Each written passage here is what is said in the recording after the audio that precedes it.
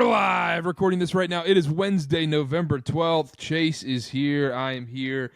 We have a jam-packed show today, Chase. We didn't go live last night from the Delaware game. We'll dive into that to start things off. We've got a commitment to talk about from a G-League Center, a ton to dive into there. We've got BYU UConn Preview at the end of the show. This is going to be a long show, Chase. It is, and we're bringing it all to you. What a great week for BYU basketball in general. So here we are, ready to tackle it. Let's do it. Yeah, jam-packed today. Let's dive in. Let's start off Delaware, BYU last night. Not a pretty game whatsoever. At least the first half wasn't. BYU's losing at halftime to Delaware, who had just lost to a Division II team in Wilmington. Shout out Wilmington, Delaware for their win over the real Delaware. Chase, first half ugly. Second half, BYU figured it out in the final 15 minutes, really. What are your thoughts from last night? They're mixed. A win is a win, but this is a pretty sketchy win. You just can't have what they had in the first half. I think if I could boil it down, and we'll have a ton of thoughts, but this is the first thing I want to say. It was a look-ahead spot, and the guys weren't prepared at all. And I think that's okay. Obviously, you don't want that to happen ever. Against a team like Delaware, you got away with it. You relied on how good you were, talented. And then I think in the second half, they really shifted their perspective. And so I think they recovered at halftime, right, and started to focus up. But they're clearly looking at UConn. They're clearly thinking about this weekend. They just played 3 days ago. I think they thought nothing of this Delaware team. They saw the record. They saw the D2 loss. They watched the film. They saw the 3 starters out, all these things. And they just thought, I know they prepared. I know they watched film. I don't think the coaching staff completely was like, I don't care about these guys. But I think just the mindset and the attitude going in was very apparent in the first half. And I'm not trying to trash the guys or anything, because I think anyone would have done the same. And you got the win, by dang near 20 anyway. But you clearly were looking at UConn. You clearly were not focused. You clearly were not really prepared for this game. You just waltzed out on the court and figured you'd smoke them. And for the first half, you did not. And I think for BYU, it was a bit of a wake-up call and a bit of a realization. And it's not even to a team, Karter, that you could really excuse that type of result. Like, if this is Big 12 play and a UCF comes out and does this to you, you're like, okay, we got to focus up now. I think about last year in that Colorado game, not a good Colorado team, but at least they're Power 5, and this was Delaware though. This is, as well as they shot, 46% from 3, and for how intense they came out, you still got to smash these guys because you're just much better than them. You're way more talented. You're longer, faster, stronger, bigger, all these things. And they just weren't focused at all. It was a tough watch in the first half. I never really thought BYU was going to lose. That was never crossing my mind. But I did think this could be ugly if they only win by single digits, or it comes down to the final couple minutes. Thankfully, the second half, I think the locker room speech wasn't maybe all that inspiring, but more of just okay, what the frick, guys, and I'm paraphrasing. I don't know what he said, but focus up. Enough more screwing around. Let's play basketball. We know how to play. I don't care what who this is. Let's go out and take it. And they did. So at the end of the day, all is well. But that's what I saw in the first half. They clearly just were looking ahead, Karter. Yeah, that's the number one note I had written down. It was the biggest look-ahead spot of all time. You just smash Holy Cross, and you're like, oh, man, if we did that to them, this team just lost to a D2 team. Oh, man, Tuesday night, man, we're looking ahead. We got a game at the Celtics Arena against UConn.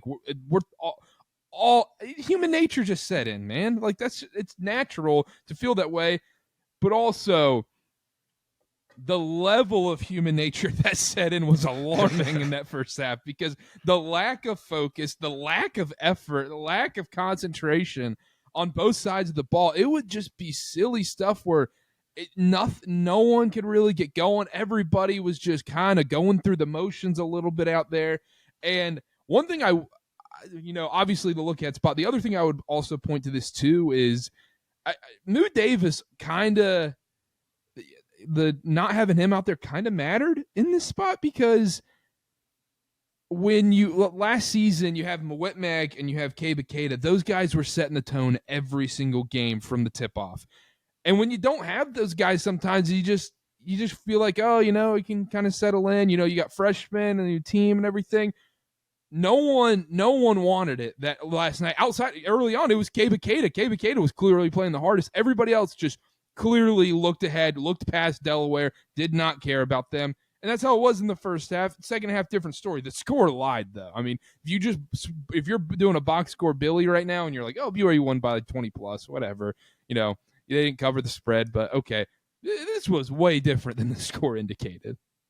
It was, especially Delaware jumps out to a 10-0 run to start the game, and it wasn't, like I said, the difference is like maybe they got lucky and hit a few threes, in a team. It's like, oh, wow, really quick start. It was the offensive end.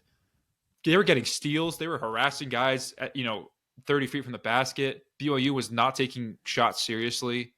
And then they were running good offense, Delaware was, and BYU was just getting lost and lazy, and Delaware, jumps out to a quick double-digit lead. And we're all sitting here like, what? In those early Delaware threes, it was just a bunch of half-hearted closeouts. Guys were just walking out, putting their hand up at the free throw line when it's the end of the night in a pickup game. Nobody was hard. There was no intensity at all.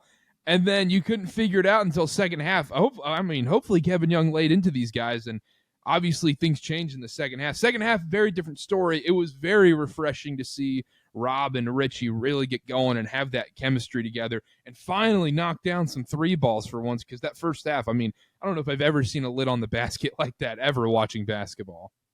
Yeah, the second half was super refreshing, not just because you start to beat Delaware finally, right, and take the lead and start to build it, but the fact that you finally hit some freaking threes. We've been waiting all season. It hasn't been a long season, all exhibition season, all these. We have yet to see a decent 3-point performance. And in the first half, you go 1 for, 12? And you're like, Is this just going to be this team? We talked about it after the Holy Cross game where they still didn't shoot well. Is this something that we're legitimately concerned about? Is this something that's going to be a problem? Because if it is, then it's going to be an uphill battle the rest of the way, because the truth of the matter is, if you want to be a good basketball team, you got to make 3-point shots. This is not the 80s anymore. You got to be able to shoot threes, especially in college, especially in the Big 12, especially at the level that they want to play at. And you and I are texting okay, I think it's a problem now. Legitimately, they can't hit threes, and they're losing to Delaware. I don't think they're going to lose this game, but this is what happens when you can't shoot at all and when you come out like you did, not focused. But the second half was much more promising in the fact that they just got into a rhythm. They were playing more free. The assists finally came pouring in. Yes. We talked about that Villanova game where no one assist in the entire second half, but the driving kick showed up. I think also Delaware, and Kevin Young said it at halftime, they were defending the 3-point line. They're playing that zone, kind of daring BYU to throw it into Gabe Ikeda and make something work from there. In other notes, Gabe Ikeda really can't play when a team's playing zone.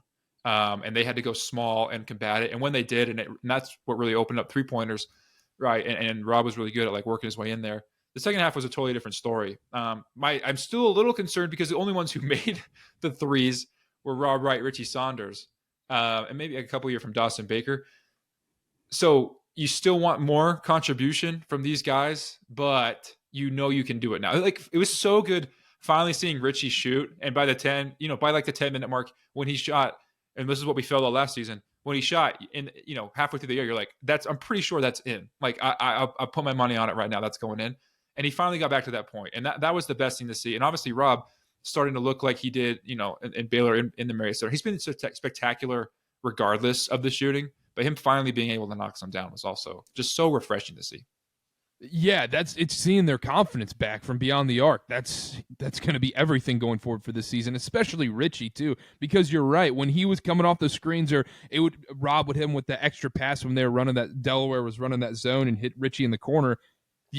I think everybody watching the game just felt, okay, that's in. No matter what, that's in. You could feel that confident Richie that we saw from last season in that second half. But you made a great point with outside of the big three, the second half scoring, Richie 20 points, AJ 11, Rob Wright 15. So that right there, if you're doing math real quick, that's 46 points, correct? I think we did math off the top of my head.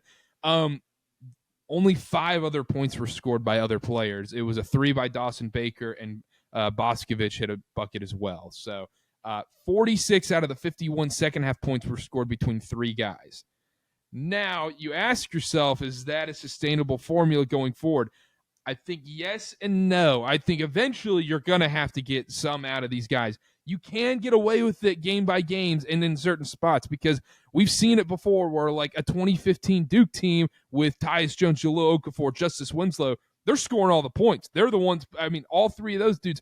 But eventually you need a Grayson Allen to come off the bench in the big moments. And BYU is going to have that Saturday against UConn, because what happens when one of those 3 guys gets into foul trouble? Who's going to come in and contribute? And it's an issue. Yeah, or if they just have like a cold night. I'm with you, Carter. It's a catch-22. Like, you're so stoked to see, like, oh my gosh, those guys combined for 70. Like, awesome. Like, that's an insane big 3 to have. The production's off the charts. But then you see, like, oh, they only scored 85 points as a team. And you start to think, against Delaware and all these things. If you told me, though, that those 3 combined for 70 on Saturday, like, I'd be so thrilled. And I'd think BYU's got a really good chance. They probably win that game, But at the same time, if you tell me what the bench scores, and then I'm starting to think, oh, wait a second, you need that extra production. And look, we've said it a bunch of times, but one of those 3 will always be on the court. But you can't always be relying on them when you have these times for Rob Wright needs to rest. He's the sole point guard on this team, right? When AJ starts to get a blow, and Richie maybe isn't hitting threes like he normally is, like he has in the first 4 games we've watched him play. You need someone else to step up. Dawson Baker, has to be able to create his own shot a little bit in those moments. We see him do it. Boscovich, I appreciate him being aggressive. He needs to be able to be smart with it and also pick his spots. Tyler Morus needs to start hitting some threes. And I think Boop can be more aggressive. That was brutal last night. I was rooting for our guy.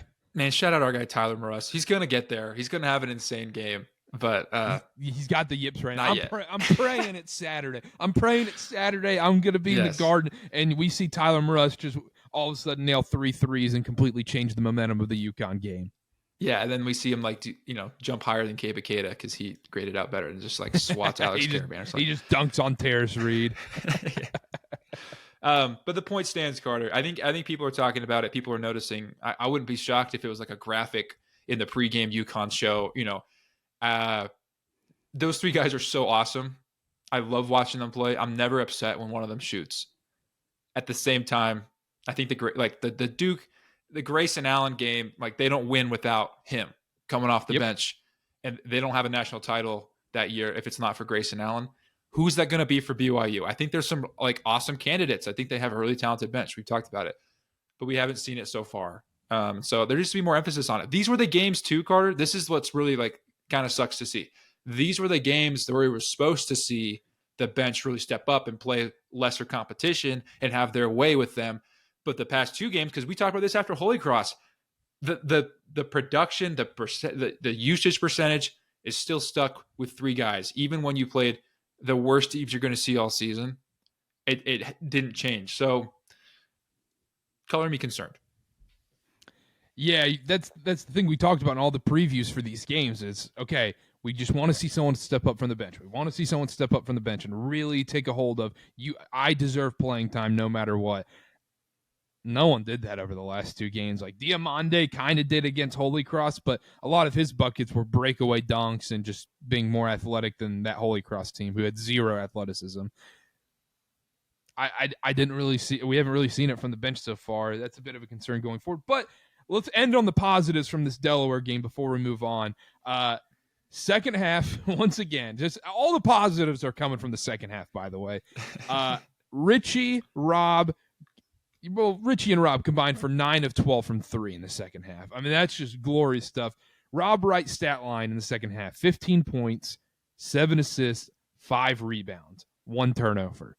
That's his game. I mean, everybody in the world watching that second half last night finally saw what this guy is capable of, and he's so special, man. He's so special. He's unreal.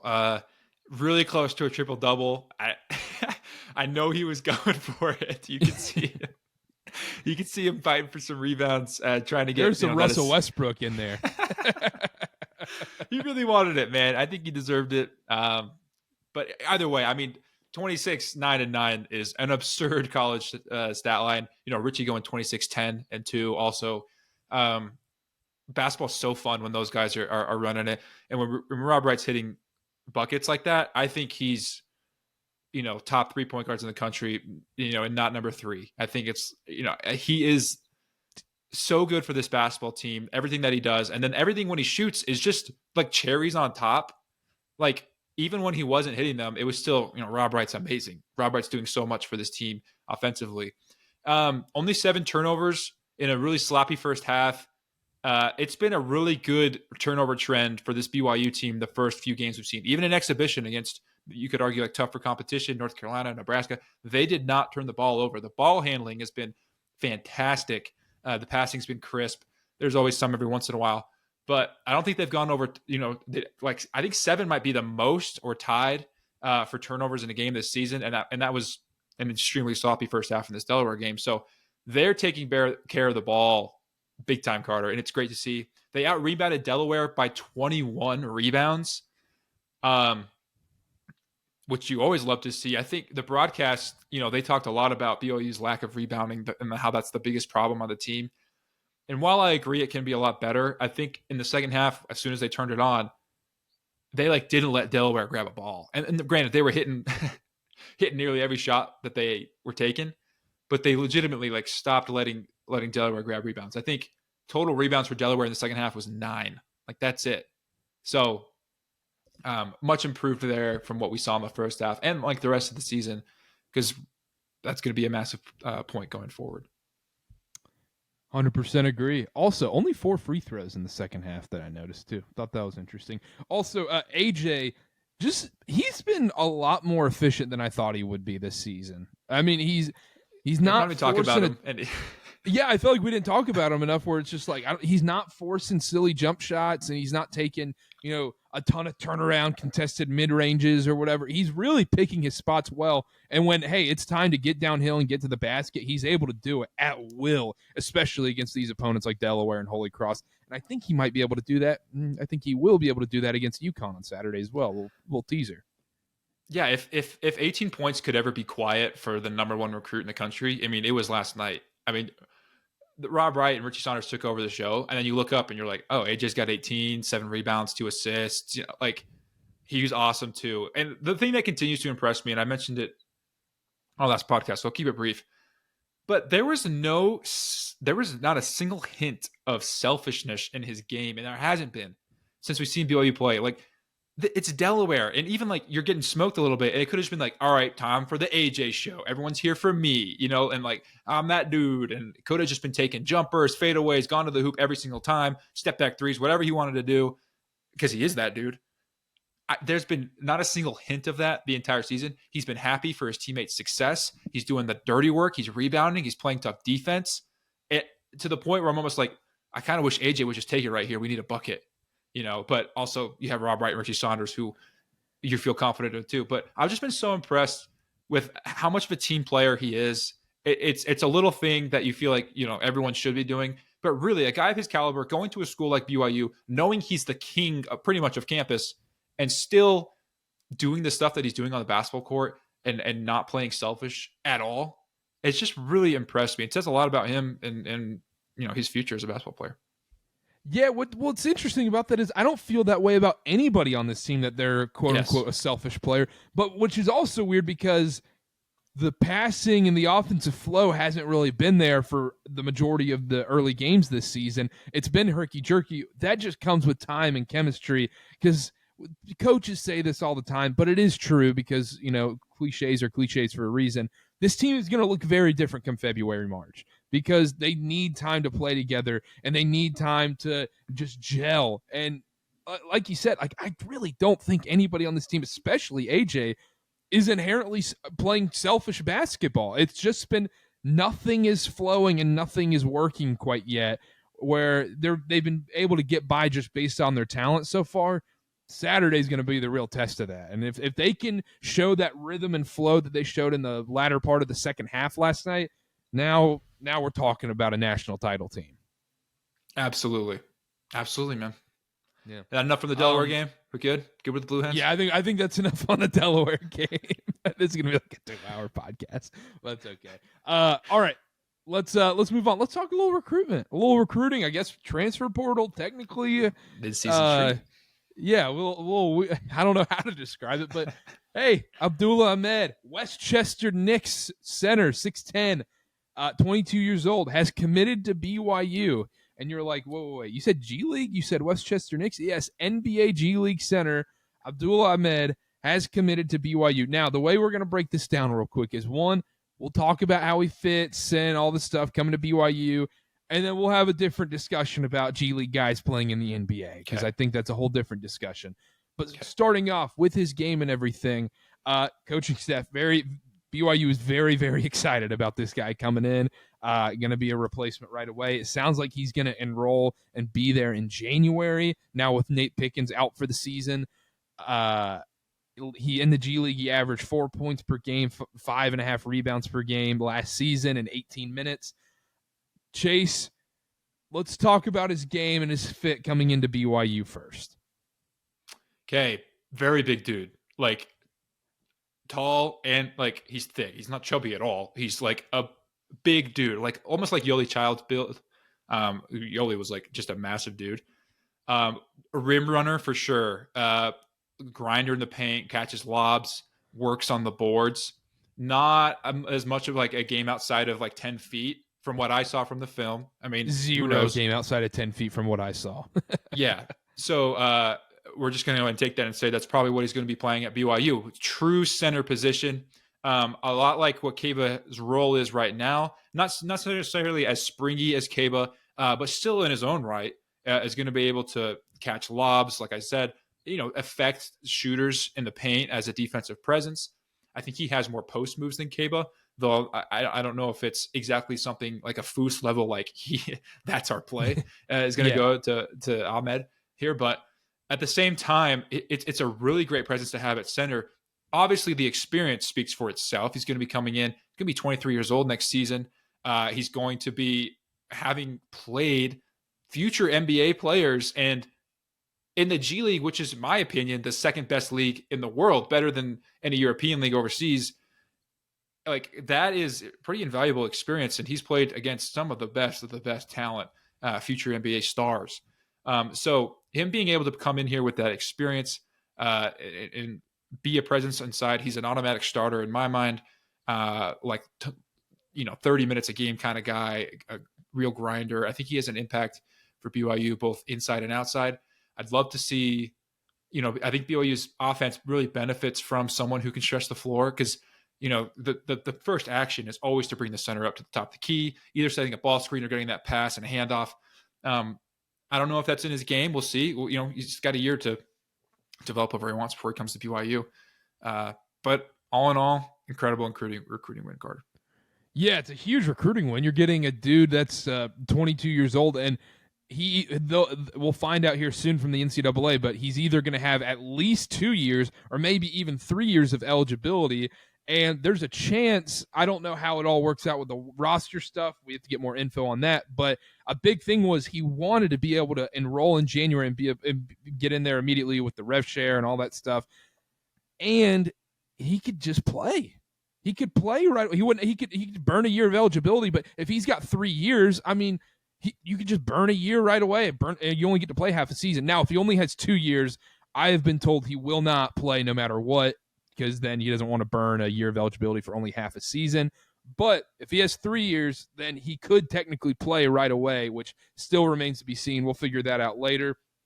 Talking about his game, you kind of nailed it. I think the Yoli Childs build is kind of on point. I don't think he's athletic as Yoli, where he can fly like Yoli could, and I don't think he can fly like Kaba can, but he makes up for it in his size and his length and his ability to protect the rim. He does affect guys coming in.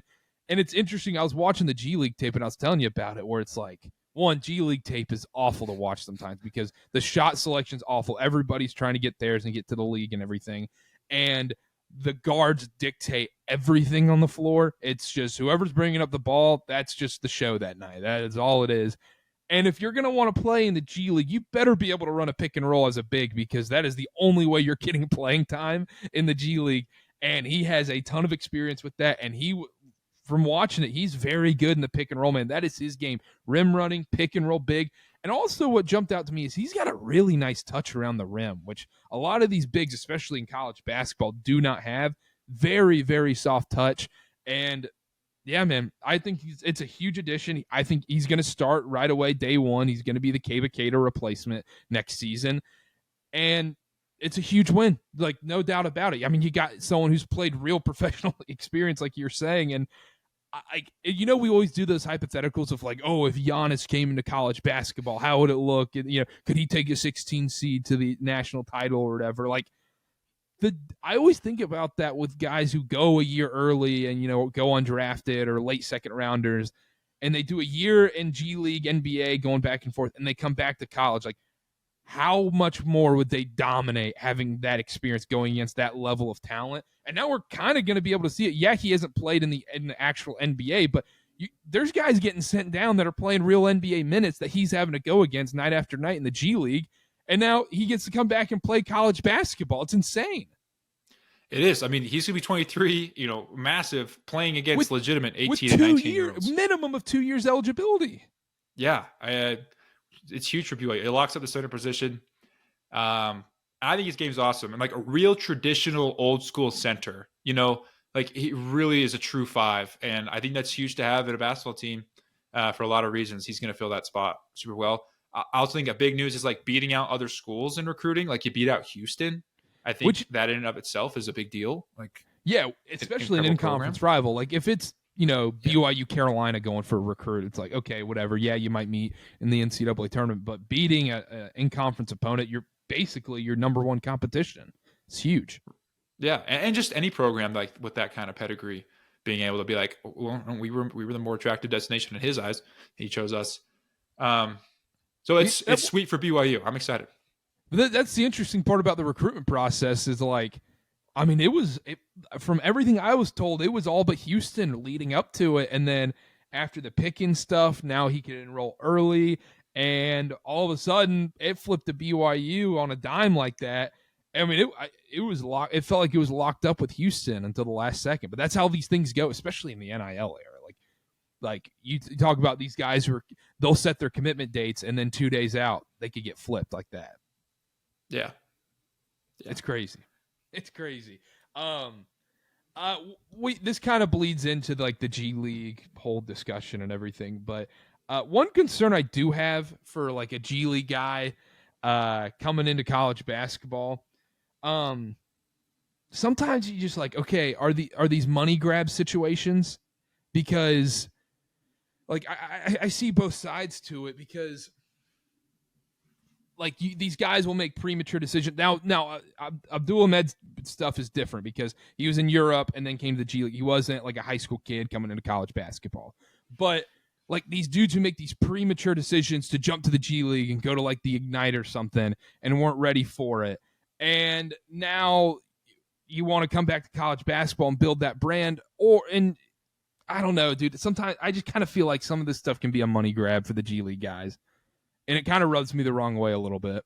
Yeah, well, the truth is that there's more money in college basketball, infinitely more money in college basketball than there is in the G League now. The G League, you're making like 50, 60K, and these dudes coming in, some of these dudes coming in are, I mean, minimum making six figures, and some even upwards towards 7.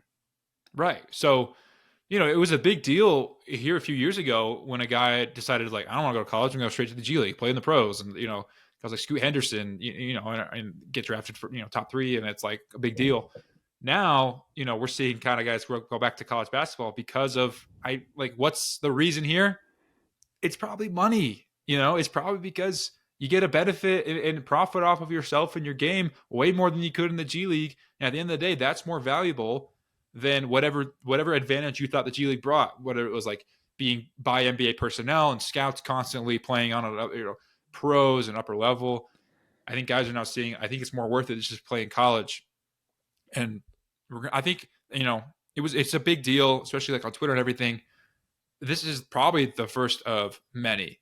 This is the beginning of, I think, a lot of guys deciding the G League probably wasn't the move.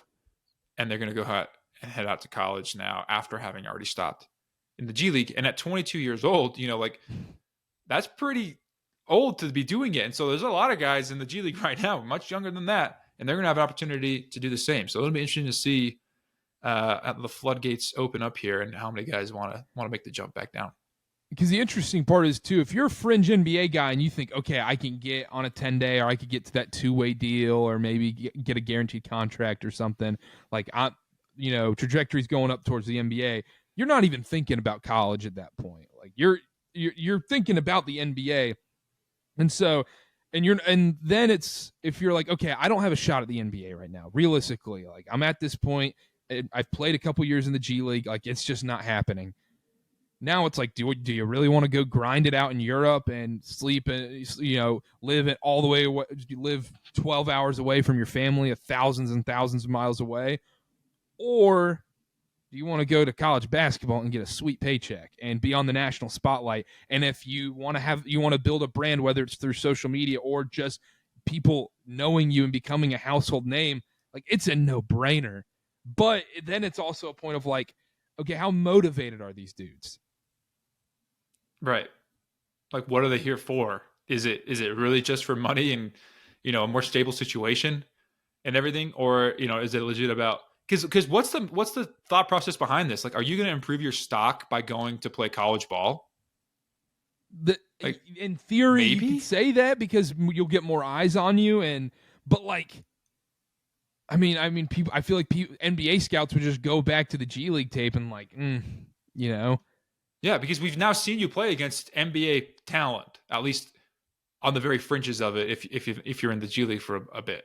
So maybe you can develop. Maybe you change your game a little bit and you get better and better. But like you said, scouts are going to trust that G League film a lot more than they're going to trust your college film. That's why these guys go through the combine and they put them through camp and they do the summer league, like, because they want to see these guys play guys at their level instead of the Delaware Blue Hens, So now, go ahead. If I was in this position where I was like, I went to the G League and now I have this chance to do it, man, I'm not thinking twice. I don't care what anybody tells me. I am going to college basketball in 2 seconds and playing college basketball and getting that paycheck.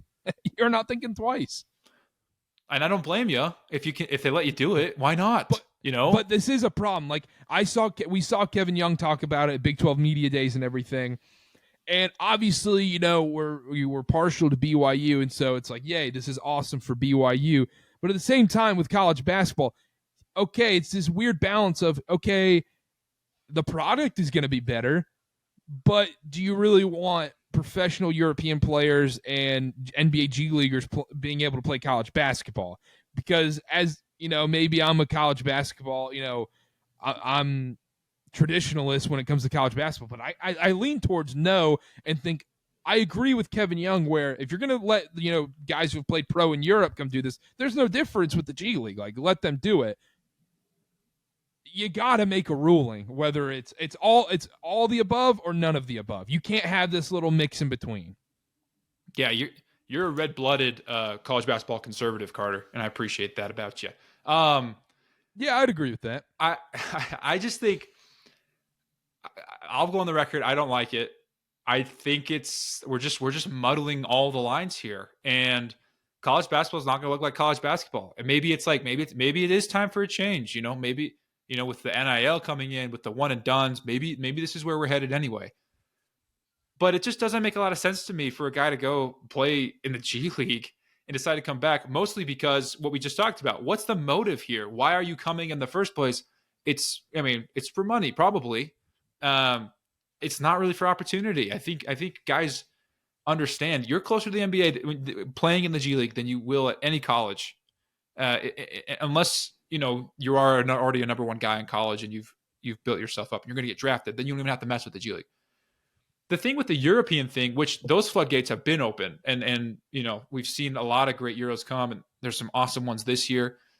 The thing that makes me a little bit more okay with that is because they play pro basketball at such a young age, right? Where Jaegor's coming to BYU last season, he was still 18 years old. So he was still the age of a typical college freshman, and it's just how it's run over in Europe. And I think he should be given the opportunity to play college ball because he couldn't have before that. You know, he wasn't going to sit around and wait 3 years of his life not being able to play basketball at the level that he's been offered and the level that he's earned in Europe. And then he was able to make the change to college. If there was a 22-year-old European pro trying to come play college, I think I'd have a problem with that. Because at the end, like, you're not college age, brother. You know, but you want to come here for... Whoa. Are you taking shots at our boy Trevin Nell? Like, what's going on here? Trevin Nell was not college age either, dude. But he went out sort of mission. So shout out, Trevin Nell. And, COVID year and everything has messed up all that. Thankfully, this is the last year of the COVID year. There's no one else can claim that anymore. That's what they say. That's what they say. But they're gonna see a tweet from some aggregator account being like, 7th year, so-and-so Jones is suiting up at Long Beach State. And you're like, I remember that dude when he was on the bench at Kansas. Right. In 2019. I mean, like injury red shirts and like, yes. How long has Diego Pavia been in college football? Devin Askew, Villanova. Yes.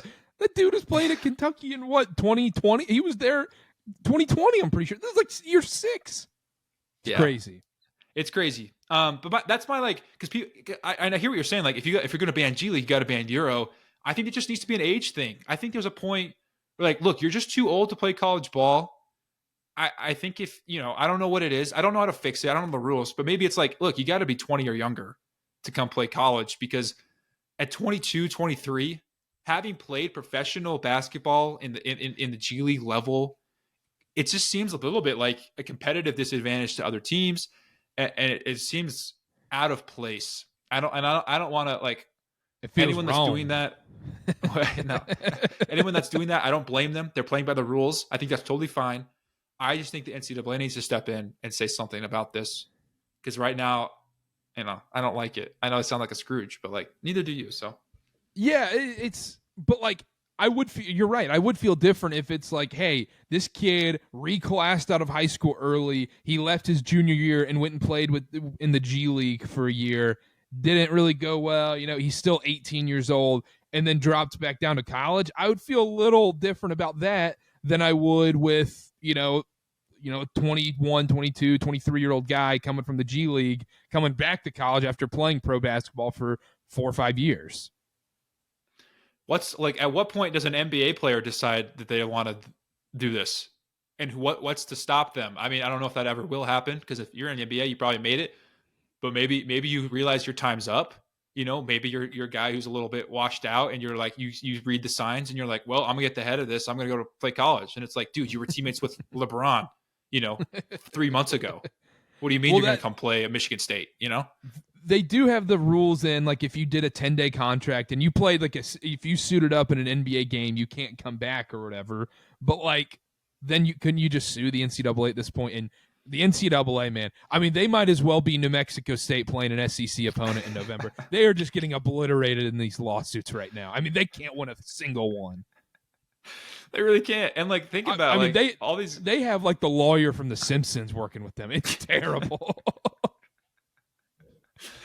Think about it, Karter. Giannis Antetokounmpo made a joke about going to Marquette. Marquette made a graphic. Whatever. It's a joke. Technically, he has college eligibility. I mean, it would never happen with these really good guys, but there's a path to the future here where someone does. Wait, you're telling me BYU could go get Tijan Salon from the Hornets? Sign me up tomorrow. They really could, Karter. And how good would he be in college basketball? No, he wouldn't. He would still suck in college basketball. I'm gonna be honest with you right now. So, I mean, he might not start on this BYU team. It's so never mind. Yeah, we don't have to trash on Tijan Salon for a while. People are like, who is Tijan Salon? You got to be in the know if you. Yeah, you got to be an NBA head if you know that one. Anyhow, let's take a quick break and then we'll get into the BYU UConn preview right after this. We're live. We're here with Rob Dauster, the boss man himself, co-founder of the Field of 68. Rob, thanks for hopping on, man. What was that? Hold on. Do that again. Do that intro again. You haven't been here. Clearly this guy, man, we do this show on the Field of 68 and he hasn't listened to one. This is a show. This is what we do every time. we're live. That was not. That's a staple, Rob. I wasn't mentally prepared for that. That was awesome. All right, good. All right, I'm reset. I'm locked in. I'm ready to go. Let's do this. Man, I'm just getting clowned out here. People are saying I'm flashing you before the show. I'm getting told. And then meanwhile, I'm getting a text. Randolph Childress is coming up to me in South Carolina, being like, "Yo, Carter's jump shot is broke." Rob wanted me to tell you that. So, can I tell you the background on that? What I don't think you realized is that the stream that was set up was live when all of that was happening. So we're sitting there watching you shoot, and it's I saw you brick like 4 in a row, a couple air balls. I was like, RC, you got to tell this dude he can't shoot. I was screwing around out there. Well, I knew they had the stream going and everything. Yeah, and then RC, man, he like sat me down like he was gonna tell me like I had cancer or something. He was like, "Hey, man, we gotta talk." I was like, all right. Anyhow, hey, thanks for hopping on, man. You ready for this weekend? You ready for Saturday, BYU UConn? I am. I'm excited about it because it's finally a test for UConn, right? Like they had New Haven in the opener and they walked through that thing. I think they won by 24, and they never at any point looked like they took the handbrake off, right? Then the next time out, they played UMass Lowell, and that game was officially a knockout after about 6 minutes, right? They were up 44-3 at one point, and then the last 28 minutes of that game was garbage time. I think that's the most garbage time I've ever seen in a basketball game. And then on Monday night, you got a little bit of both. Against Columbia, they went on one of those monster runs. I think it was a 27-4 run to close out the first half.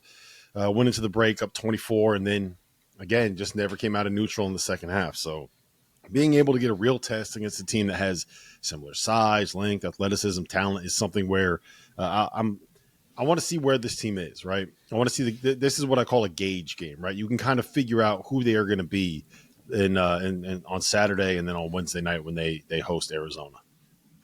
Well, let's get your thoughts on BYU real quick, Rob. Up to this point of the season, obviously 3-0, win over Villanova in Vegas. Maybe a bit closer than people thought it should have been. And then last night, a rough showing in the first half against Delaware. Then a big correction to win by about 17 there. What are your thoughts on BYU initially this season, bringing all this talent in to the program?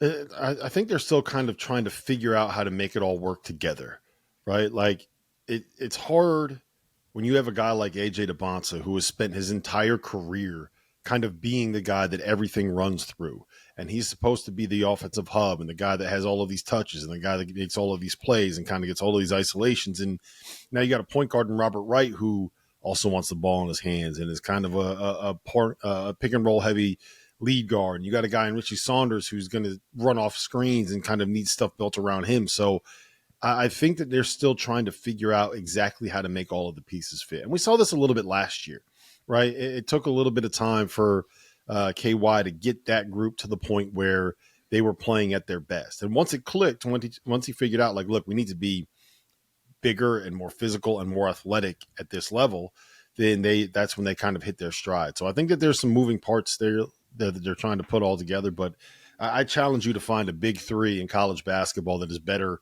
on paper than Robert Wright, Richie Sanders, and AJ DeBonsa. I don't know if you can. So going forward this season, what do you think the peak is of this BYU team? Because initially it's been shaky at times and everything, but like you said, it should, come into fold and everything. What do you think the peak is for this team? Do you think they're a true title contender up there with the Purdues and Houstons and UConns of the world? I would say probably more like a Final Four threat. And if you get to that final weekend, anything can happen. But I think that there are other teams. And to be frank, after watching pretty much all of the top 25 teams play a game this weekend, I'm kind of – it might be a hot take, but I think that Alabama and Louisville were the two most impressive teams that I've seen so far. And I'll put them up there. Houston we'll see because they still haven't really been tested yet. Purdue, we will find out everything we need to know about Purdue on Thursday night when they head down to Tuscaloosa to take on Alabama. So there's a lot of really good teams. I made this point today on a podcast. I think that this is the best college basketball has been since I've been covering this. Like the most talent that there's ever been in the sport, because you have guys like Yaxel Lindenborg and Tahad Pettiford and Alex Condon and Milos Uzan and all of these dudes that probably should be in the NBA right now or bounce between the NBA and the G League. They're back. You have all of these Europeans that are 22, 23 years old coming over and playing. You have a freshman class that is better than any freshman class that I've ever seen. And you put all of those things together, and there is more talent spread across the college basketball ranks than we've ever seen before. You got 24 and 25-year-olds that are playing right now. And usually that was just BYU that had dudes that were that old. So it's something where I think that the top 15 to 20 teams in college basketball are all what a top 5 team would have been in like 2019. And that is a scary place to be and a scary thought. And it means that there's a lot of different teams that are going to be good enough to be able to make a deep run. Yeah, it's a good take. It's the talent's been across the board. Like you said, that balance of guys sticking around due to NIL and opportunities in the transfer portal and the freshman class. I want to get your take on that real quick before we talk about this game. Freshman class has been unreal. We obviously covered BYU and AJ. Where do you think he stacks up among this top 3, top 5, whatever you want to say? It's been pretty interchangeable up to this point in the season. I think it's a top 6 now. Is that maybe even a top 7? Like, Cam Boozer's awesome. We know that. Darren Peterson is awesome. We know that. AJ is awesome. We know that. Michael Brown has been unbelievable through the first couple of games. He was awesome last night against Kentucky. Neo Abdallah at Virginia Tech was a monster for Virginia Tech in their win over Providence. Koa Pete looked incredible in the win over Florida on the first day of the season. He kind of came back to earth a little bit, but like he's still a dude that's right there. Caleb Wilson looked like a guy that belongs in that first number 1 overall pick conversation against Kansas. And that's 7 guys right there. And I would say outside of the years where you have like a Cooper Flagg, all 7 of those guys are probably good enough to be a number 1 overall pick, or at least in the conversation for the number 1 overall pick. And if you're picking 7th, you're going to get one of those dudes this year. Like this is the year to tank. If you're going to tank, go tank, because you got a 50% chance of getting in the lottery and finding a way to kind of luck box into a potential franchise changing talent. That's how good this class is. It's nuts, man. I've never seen anything like this. As a Hornets fan, you don't have to try to tank. You just do it. It's natural, man. Yeah, the Hornets try to win and lose. That's kind of the sweet spot where you want to be, right? You don't have to worry about anybody throwing games. You don't have to worry about the FBI coming in. Yeah, I was about to say, I was watching Heat Hornets the other night, and Miles Bridges might be getting a call. I don't know. Those we'll see. But anyhow, let's dive into the game real quick. BYU UConn. What are your thoughts going into this one? Who do you think will win? Give us your prediction for this one. So I think the key from the UConn side is going to be, it's 2 things. It's 1, who matches up with Rob Wright and who matches up with Richie Saunders, right? I think that UConn's backcourt is a little bit smaller. Solo Ball is about 6'6'1". He's got a long wingspan and he's athletic, but he's not that big. And then Silas Demery is probably 6'3". He's a little bit on the smaller side for what Dan Hurley wants, but he's the kind of guy that you can probably put on a 2. But I think that he would be better off putting Silas on Rob Wright because he's a better on-ball guy, and letting Solo Ball chase Richie Saunders around all of those screens. And then the other part of it is, who are you putting on AJ?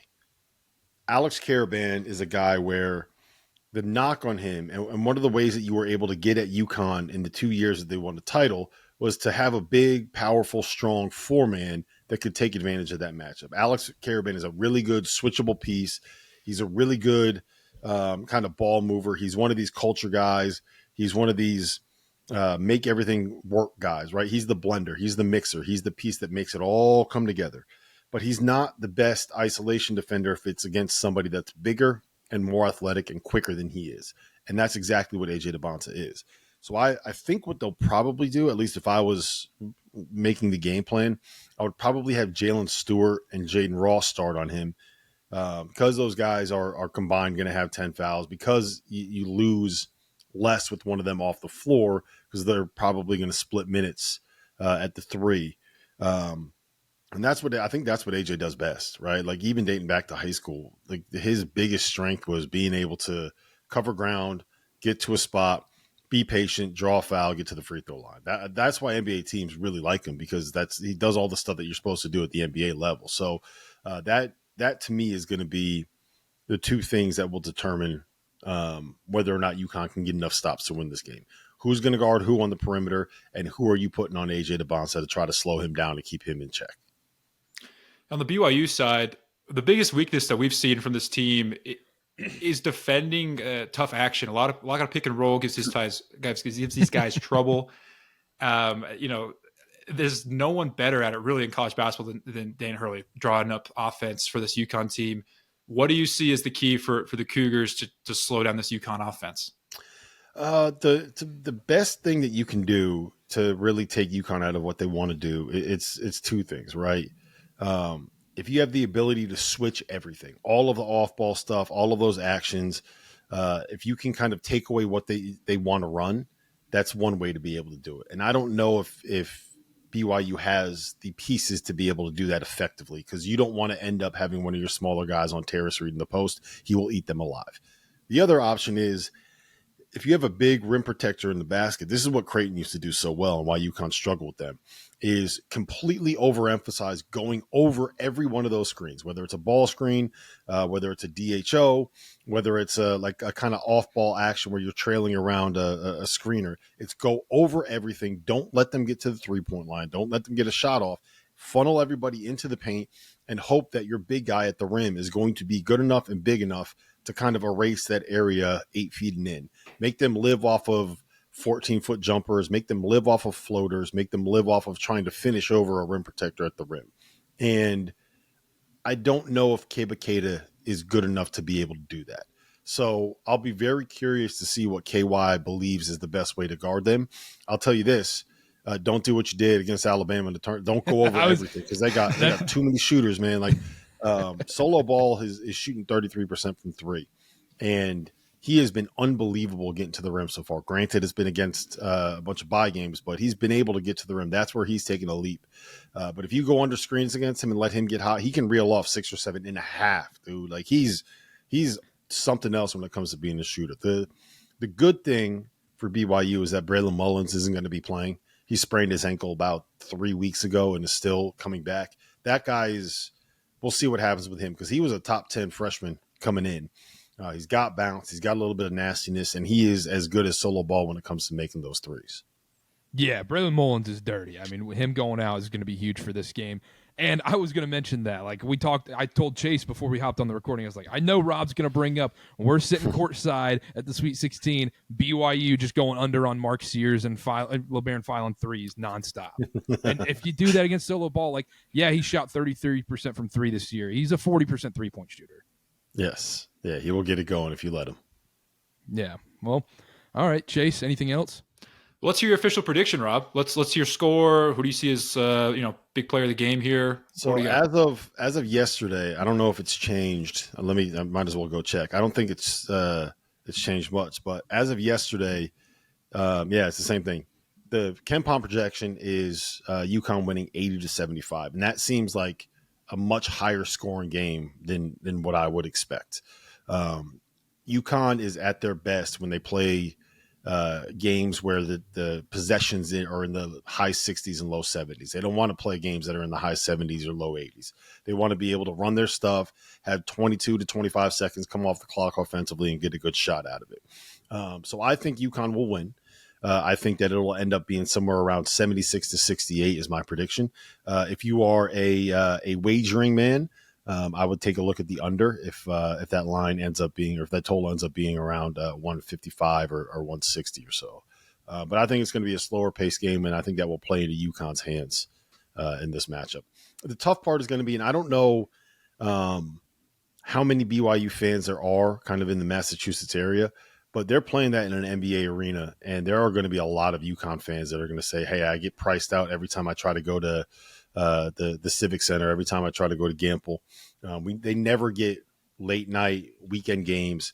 There's a lot of people that go to UConn from Boston and from that area and playing it at 7 p.m. on a Saturday night. I promise you that they are going to be well-oiled. It's going to be a well-oiled machine in that crowd. So I'm expecting some probably 14,000 UConn fans showing up and being very, very, very loud. Yeah, I don't doubt that, to be honest. I don't doubt that either. Last thing for me, the AJ DeBanza homecoming game. Do you what kind of stock do you put into that? Where it's do you worry as a freshman, this game has been built up for him so much where you think he might force some things in this game, or does he step up to the occasion? I think AJ has feels like every game that he has played has been put on a pedestal because he's been AJ DeBonsa for so long. You know what I mean? Like, I don't think that coming home to play in that arena is really going to be any different than, playing for the hype that came with playing against Cam Boozer in the Pete Sham title game, and the hype of playing every game that he played when he was out there at Utah Prep. And there might be a little added pressure just because there's friends and family and you want to play well in front of friends and family. But I'd be much more concerned about, like, is this dude's nose okay? Like, that thing was trickling last night. So I wouldn't necessarily be worried. He seems like the kind of guy that, like, embraces the moment like that, like wants to play on the nationally televised games. Whether or not it ends up being successful, he, like, wants those moments.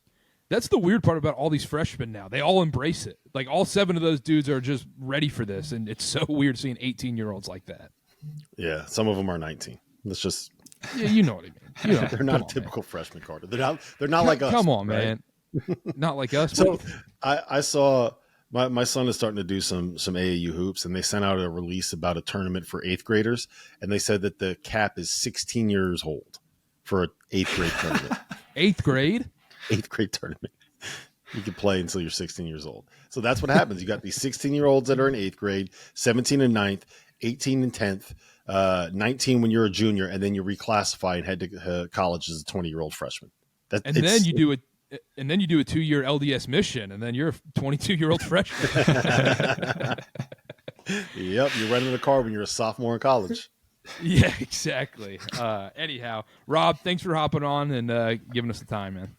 Appreciate you guys. Go Huskies. Go Cougs. Wow. All right, Chase, that was Rob Dauster. UConn superfan, UConn this, UConn that. That was good stuff with Rob, though. Yeah, it was good stuff. It was really good stuff. Good to have him on. Do we do inside church ball and let him know the behind the scenes of what was going on? No. No, we don't. We'll move on from that one. Maybe that'll be. We'll talk Down about the that on road. the live.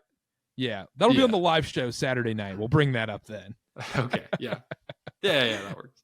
Anyhow, all right, BYU UConn. We didn't get to give our thoughts too much into the preview. We wanted to interview Rob, get his thoughts and everything, and get BYU fans informed on this UConn team going into this matchup.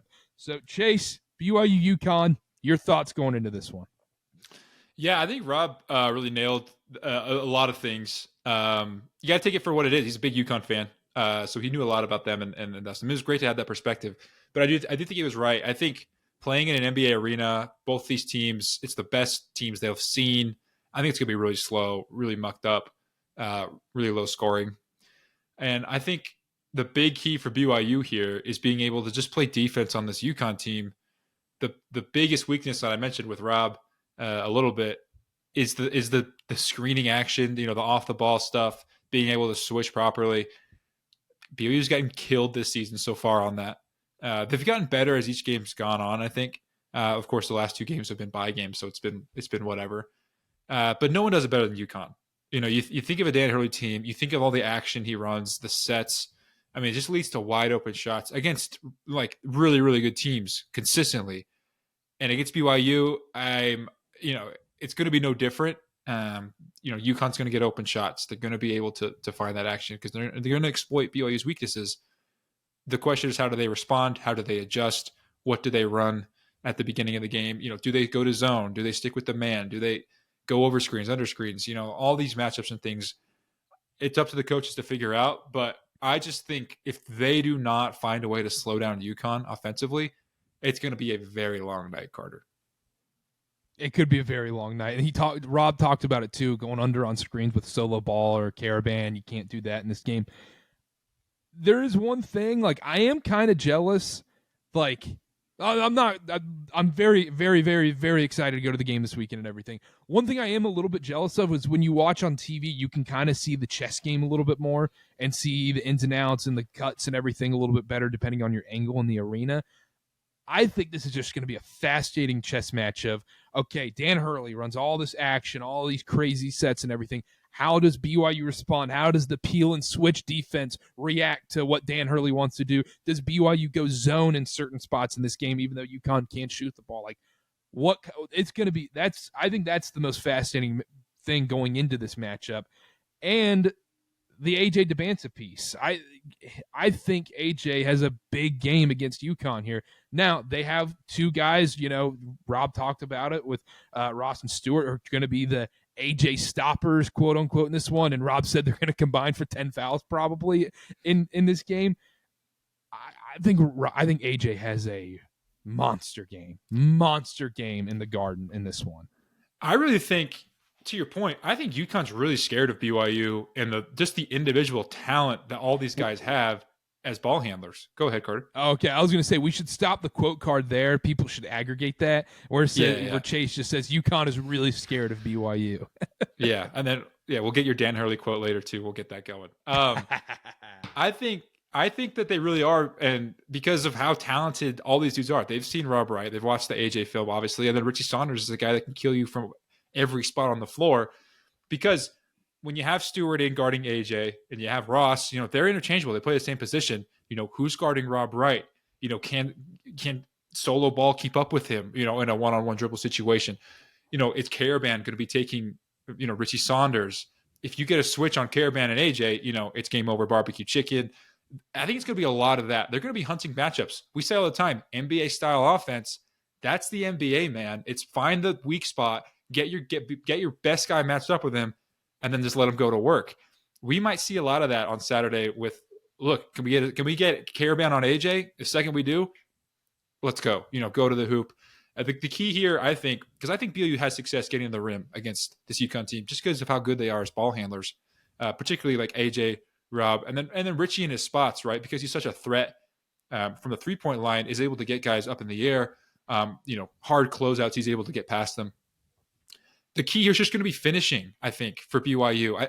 I see this as a big inside game, and look, you're going to have to finish over Terrace Reed, and if you don't, then you're going to lose the game. And we saw with BYU in that Villanova game, they struggled with it. It was a lot closer than it should have been because of that.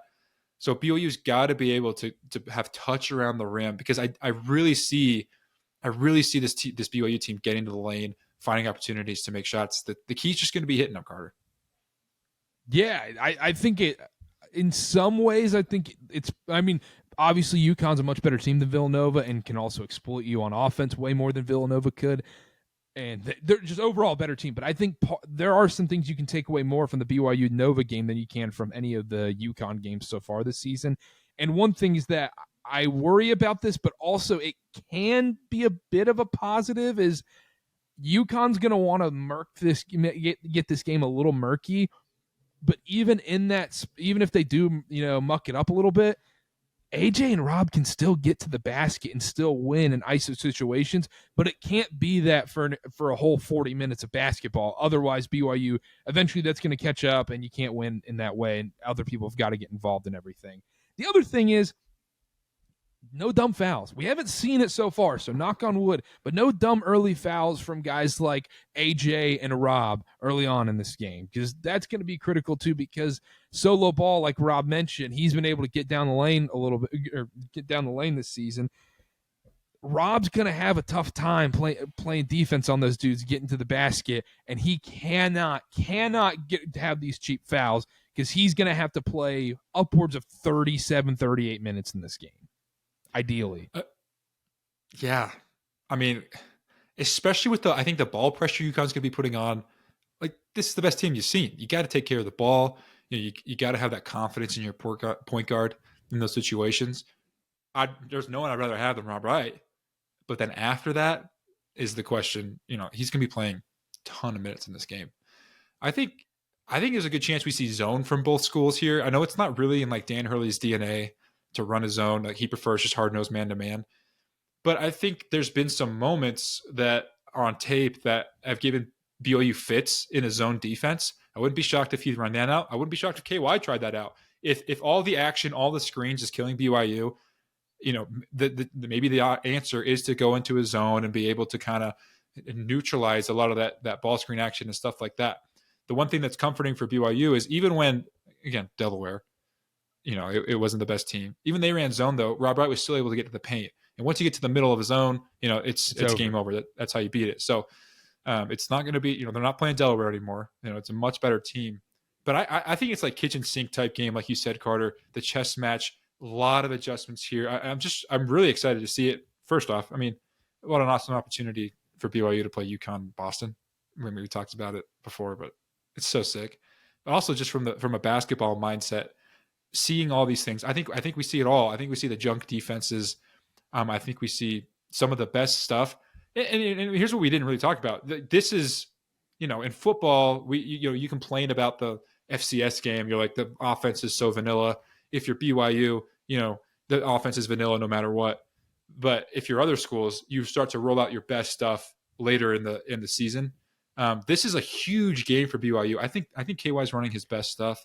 I think Dan Hurley's going to do the same. They've really have been able to hide a lot because they've played 3 bye games in a row to start the season. Haven't really played anyone. They're both going to be running their best sets, their best stuff that isn't even on tape yet. And so it's going to be fun, man. I can't wait. It's such an awesome. I mean, it's November, early November. We're getting to see this. And we're getting a top 10 matchup in an NBA arena in your hometown. Like, your family's going to be there. Like Boston. Yeah. I'm crashing on the family couch in South Boston. I'm so excited. Yeah, can't wait. Yeah, I can't either. I'll say hey to your family for you. Yeah, please do. Yeah, but that's my biggest concern. I know I said it already, but just the Rob foul trouble, because if he goes down, if he's out for an extended period in this game, it's over. It's that simple. Because I don't trust this offense, especially against the way Danny Hurley and this team want to play defense. At that point, if he goes out, it is the AJ DeBanza show full on, and it is going to be ISO City. It's going to be like watching Kevin Young's last year in Phoenix when it was, hey, Kevin Durant, it's your turn to shoot. Hey, Devin Booker, it's your turn to shoot. And not a lot of great offense being ran. Yeah. I think the game's going to come down to some ISO possessions, because I think BYU can win those. Yeah, exactly. In tight moments, let's say it's 70-70 tie ball game, minute 30 left. Things just break down at that point of the game. I think I actually trust BYU in that moment more, because who do you trust more to go, hey, here's the ball and go get you a basket, than AJ DeBanza? Who's stopping that?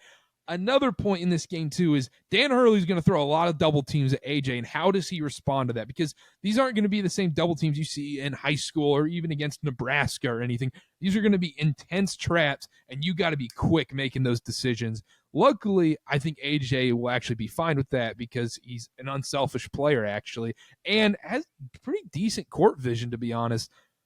It's just that's something to watch out for early on in this game. Yeah, and I think he's seen it before. I think for the past 3 years of his life, he's been sent doubles. Because but an AAU double team is different than a Dan Hurley double team. For sure. 100%. I just think, like, you remember bare seeing bones, those double he knows teams? how to deal with a double. Do you remember seeing those double teams when it was like Zion, and then it would be just like 3, 5, 7 white kids just coming up? It looks like one of those videos when like Messi or Ronaldo are playing against like 100 Japanese kids on a field. And it's like oh man. But yeah, predictions? Let's go predictions, man. You want to go first? All right. People are expecting a big Dan Hurley rant from me. I'm going to play. People want me to play the hits and do the Dan Hurley rant and everything. I'm going to take a page out of the Belichick playbook, not getting with someone. Which playbook, dog? Yeah, which playbook is very key here. I'll take a page out of the Belichick playbook, and it's going to be a great game, and they run a lot of good stuff. And Dan Hurley, just a great guy. He's just awesome, and yeah, really a lot of respect. A lot of respect for the program. Really, really good coach. Huh? Yeah, I'll be honest. Okay, we can do it. Honest take here. I think Dan Hurley, for lack of a better term, is an a-hole. He's just an a-hole. That's just what he is. And what pisses me off about the Dan Hurley stuff is that people go, oh, he's from the Northeast. He's, that's just how it is, rough around the edges. I don't care if you're from the Northeast. If you're an a-hole, you're an a-hole. Like, oh, but he's authentically himself. Well, you're authentically an a-hole. That's how this works. Like, what are we talking about here? Like, no, none of those antics fly anywhere else. It's just because I don't understand. Like, I feel like he is like the way Coach K was hated. I'm shocked he's not at that level of hatred. And maybe that takes time, and it'll have to go be a 2-decade thing until he reaches that level and win over that span of time. But my gosh, man, like some of the stuff he does, whether it's freaking out about the Maui refs or whether it's, freaking out in the tunnel after the Florida game, or saying the NCAA is targeting them because their plane was delayed going to the Final Four. Just random crap like that. It's all the time. Yeah, I agree. Not quite as passionately as you, but I agree. Yeah. I think the Dan Hurley stuff was cool because it was new. Everyone's like, look at this guy. He's intense. The funny part is people like that stuff because he was winning. And so it's like, oh, he's winning. It's kind of cool and stuff. And then the second they started losing, then it's all of a sudden not cool. And that's the key with the stuff is like, oh, once they lose, then you really get to see it. We see this all the time in sports, especially with coaches, like the Mike McDaniels thing at Miami Dolphins. Yeah. It's like, I was like, oh, this dude's hip. Like, he's young. Like, he's got swag. Now it's like, the shtick's up, dude. You suck. Everyone's like, you're weird. You don't take your job seriously, blah, blah, blah. The bill's coming for the Dan Hurley stuff. I think last year, like, people started to realize, you lose a few games and it's like, all right, the shtick's kind of up. Like, you can stop, you're whining, your intensity looks like you just being a baby. But us Northeasterners, Karter, I mean, like, what are you going to do, right? And then he goes on, I think it was Rothstein's podcast or something, I can't remember who. And he's like, yeah, I considered retiring. No, you didn't. Or like with the Lakers stuff. It's like you weren't actually going to be the Lakers coach. Let's stop that all there. Now, the frustrating part as someone who's kind of anti-Dan Hurley, the personality is he's the best coach in the sport. And there's no two ways about it. You think so? Oh my gosh, who would be above him? I'm just messing. I think I mean, you can make arguments like is Sampson the best coach? No. Shire's awesome. No. I mean, I love Shire and everything. Like, I mean, Golden's got to prove it for a little bit longer. I mean, this Dan Hurley, I mean, back to back, and like they were right there with Florida in that second. You know what? round I'm giving game it to I'm giving it to Kelvin Sampson. I think he's the best coach in college basketball. No. Yes. Just because he hasn't won the big one, like Dan Hurley's won it twice back to back. Why you gotta? That's it though. This is the mind games you like to do, Chase. You're doing this to me. You're making me defend Dan Hurley. That's what you want to do. You want? I'm just mind saying, games, man. Sampson's done it for longer, man. He's had insane success. Moved to the Big 12, won it immediately. Like it dominates it immediately. Look, Dan Hurley's won 2 titles. What's he done outside of that? Yeah, but it hasn't been long enough. I mean, he was solid at Seton Hall. He was solid, yeah. Kelvin Sampson's been awesome for 30 years. Yeah, it's Dan Hurley. Kansas fans might be like, Bill Self. Like, hey, get the quote card. Get the quote card. Karter defends Dan Hurley as best coach of college basketball. Vehemently, passionately, he defends Dan Hurley as best coach in the sport. Dude, heard awful announcings putting that tweet out. Dude, no, we're not getting aggregated by Legion Hoops, dude. Gosh. Oh, Legion poops, man. All right, let's do it. We didn't even do predictions. What's score prediction? What do you think happens? MVP, the whole 9 yards. Yeah, I said you can go first. You said I can go first? I think I just went on the Dan Hurley rant instead. So. All right, you want to hear me go first? Because I can go first. Your prediction? No, it was bad podcasting by me, Chase, because no, it's all right. You said you probably did say you can go first, and then I had to sit there with the moral conundrum of do I go after Dan Hurley or not? Do I play the hits for the people? You did. I think the people love it. I'll go first. I think, like I said, it's going to be a slogfest. Going to be very low scoring. I think at the end of the day, who do you trust with the ball at the end of the game? We say this all the time in the NBA pod, Karter, and you've made your points over on CarterCast. If you haven't listened, shout out, go listen. I trust BYU with the ball more at the end of the game than I do with UConn at this moment in time. I also like that BYU's had experience in late game moments, and they've delivered and come through. The free throw shooting leaves something to be desired. But as far as a bucket getter, I think this is going to be a really close game. I like BYU's ability to play one-on-one, to get to the paint, finish. I think they bring the defensive intensity. I think they get up for this game. I think it's a really big deal. I think Cougars win. I think it's low scoring. I'm going BYU 69. Nice. UConn 67. We got it. Let's go. I like it. I like the prediction. Now I will say, solo ball's pretty clutch. Solo ball can hit some big time shots, but yeah, I'm not saying no. Just because I say I like pancakes doesn't mean I hate waffles. You know what I mean? Like UConn's awesome too. I like that analogy. I like, and yet you're speaking my language clearly.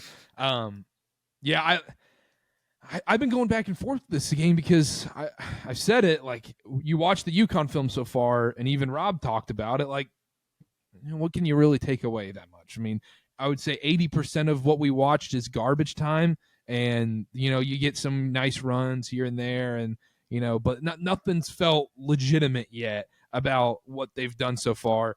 And BYU has the win against Villanova. I'm filibustering here, Chase. Sorry.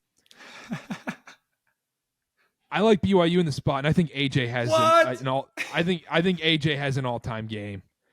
I think we are going to look back at this game in the same way we looked back at Paolo Banchero when they played Gonzaga, that Black Friday game. I think we look back in the same way. So, this is when AJ, he took the NBA draft #1 pick by storm, and he goes out for a 30 ball in this one and really proves himself. I think this is a big-time AJ Dybantsa game. I think he's the MVP. Hometown game. I think he has 30 points in this one. BYU wins 75, UConn 71. Oh, wow. I can't believe we both went with BYU. Hey, I love it. And either way, I'll be excited. I want to give all the respect to UConn. They're so good. This is going to be a super tough game no matter what. It's going to be intense. I cannot wait. And it's also going to be a road game for BYU. Like, BYU fans obviously travel well, and there's a bunch of BYU fans obviously on the East Coast and everything. So, like, there will be a good amount of BYU fans there, but I mean, it's going to be 70% UConn probably in that building. And so this will be the perfect test for BYU. This is so much better than last season. And what regardless of win or loss in this spot, this will be so good for this BYU team going forward and having that test going in the Big 12 play. 100%. Absolutely. I think that like it's a fun place to be in, Carter. If this happened last year, it would have been very underdog BYU. And it would have been like, I mean, they're plucky. What if they hit a bunch of threes? Like, anything can happen in college basketball. Here in this year, with the pedigree BYU's built up, obviously all the talent, this is a real like even matchup. One team could run away with it, and that's the nature of basketball, and it depends on the matchups, the shooting, all these things. But to be in a position where you're going to play UConn in Boston, and it's not like, oh, what a great opportunity for BYU. Like, what if they pulled something off here? These are two top 10 teams, very legitimate, and it's a great opportunity for both of them to show and prove who they are to the entire country. Will be tuned in.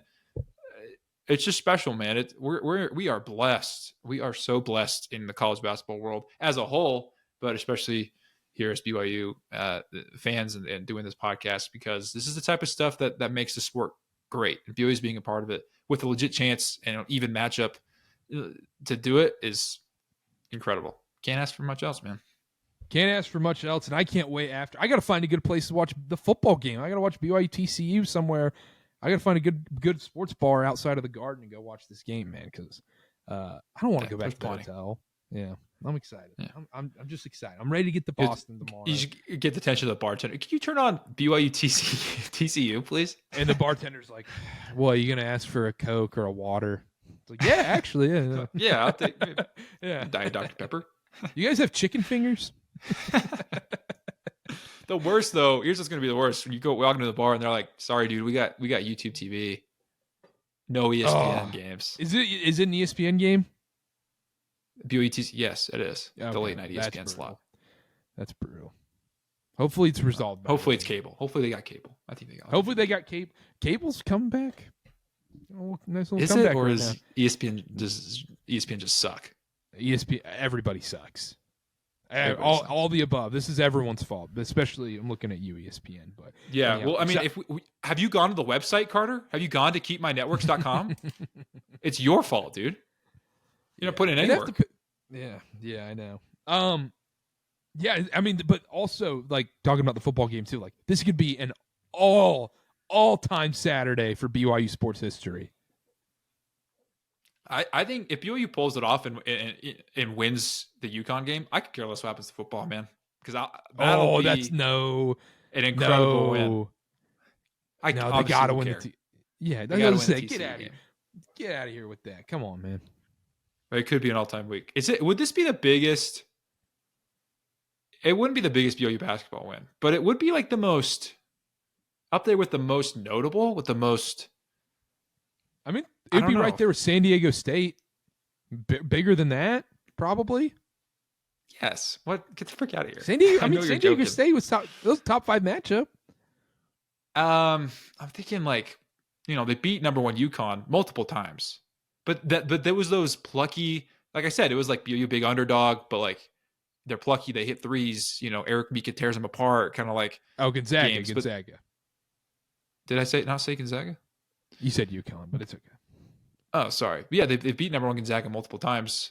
But this is like on the same. They're on the same level. I can't really put it into words. But this is a peer versus a peer, and they're in the same weight class, and this is just like we'll have the most eyes. It's the most like notable game I remember them playing in outside of like the tournament or whatever.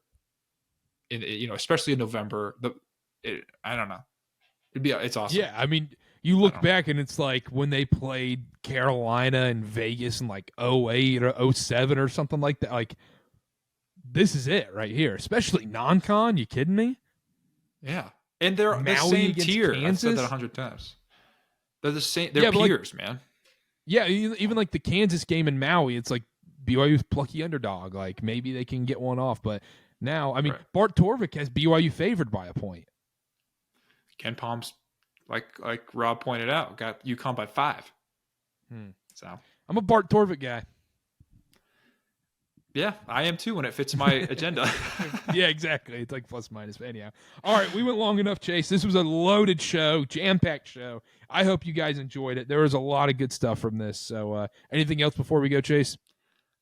Nothing. We will see you all Saturday after the game, win or lose. Hope to see you all in the chat. It's going to be an awesome live, regardless of the outcome. If you're in Boston, come say hi. And yeah, we'll be live. I'll be coming live from the Garden. And I'm so excited. I'm so excited to get up there. So make sure to subscribe. Church Ball Pod on everything. Field of 68 Podcast Network as well. At Chase_Rogers0 and at Karter Viet on all social media. Church Ball Pod social media channels as well.